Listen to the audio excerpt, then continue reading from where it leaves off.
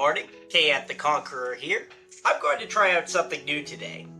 As a child, I very much enjoyed reading some of the old classics, and I would love to share them with the younger generations. So I'm going to be doing read-throughs of some of my favorite books, and interspose the audio over clips of me playing a few Battle Royale type games, such as Fortnite, War Thunder, PUBG, that kind of thing. I hope you all enjoy this. Please comment, let me know what you think. I would love to hear some feedback as to what you think of my reading style, whether you like this new series. I'm going to be starting with the book A Princess of Mars by Edgar Rice Burroughs, written in the year 1912. Burroughs is better known for the creation of the popular character Tarzan, but I always found his Barsoom series, set in the same universe, to be very intriguing. I'll start by reading the foreword. As unlike in modern books, the foreword is actually a part of the fiction. Enjoy! Foreword. To the reader of this work, in submitting Captain Carter's strange manuscript to you in book form, I believe that a few words relative to this remarkable personality will be of interest. My first recollection of Captain Carter is of the few months he spent at my father's home in Virginia, just prior to the opening of the Civil War. I was then a child of but 5 years, yet I well remember the tall, dark, smooth-faced, athletic man whom I called Uncle Jack. He seemed always to be laughing, and he entered into the sports of the children with the same hearty good fellowship he displayed toward those pastimes in which the men and women of his own age indulged. Or he would sit for an hour at a time entertaining my old grandmother with stories of his strange, wild life in all parts of the world. We all loved him, and our slaves fairly worshipped the ground he trod. He was a splendid specimen of manhood, standing a good 2 inches over 6 feet, broad of shoulder and narrow of hip, with the carriage of the trained fighting man. His features were regular and clear-cut, his hair black and closely cropped, while his eyes were of a steel gray, reflecting a strong and loyal character, filled with fire and initiative. His manners were perfect, and his courtliness was that of a typical Southern gentleman of the highest type. His horsemanship, especially after hounds, was a marvel and delight, even in that country of magnificent horsemen. I have often heard my father caution him against his wild recklessness, but he would only laugh and say that the tumble that killed him would be from the back of a horse yet unfoaled. When the war broke out, he left us, nor did I see him again for some 15 or 16 years. When he returned, it was without warning, and I was much surprised to note that he had not aged apparently a moment, nor had he changed in any other outward way.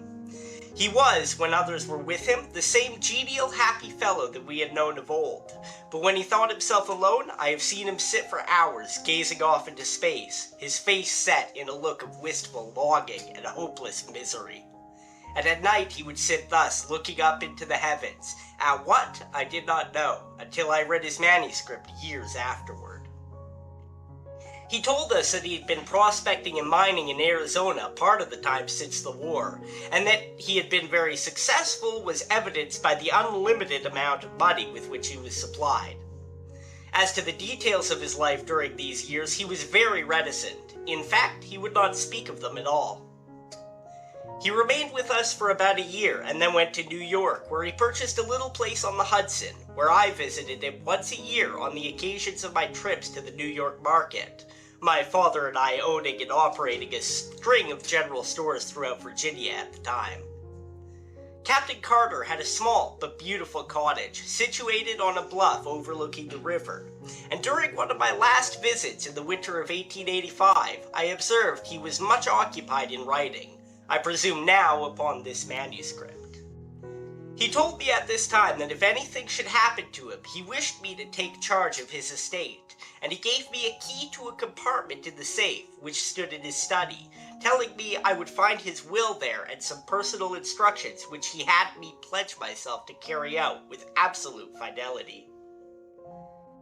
After I had retired for the night, I have seen him from my window, standing in the moonlight on the brink of the bluff overlooking the Hudson, with his arms stretched out to the heavens as though in appeal. I thought at the time that he was praying, although I never understood that he was, in the strict sense of the word, a religious man. Several months after I had returned home from my last visit, the 1st of March, 1886, I think, I received a telegram from him asking me to come to him at once. I had always been his favorite among the younger generation of Carters, and so I hastened to comply with his demand. I arrived at the little station about a mile from his grounds on the morning of March 4th, 1886, and when I asked the liveryman to drive me out to Captain Carter's, he replied that if I was a friend of the captain's, he had some very bad news for me. The captain had been found dead shortly after daylight that very morning by the watchman attached to an adjoining property. For some reason, this news did not surprise me, but I hurried out to his place as quickly as possible so that I could take charge of the body and of his affairs.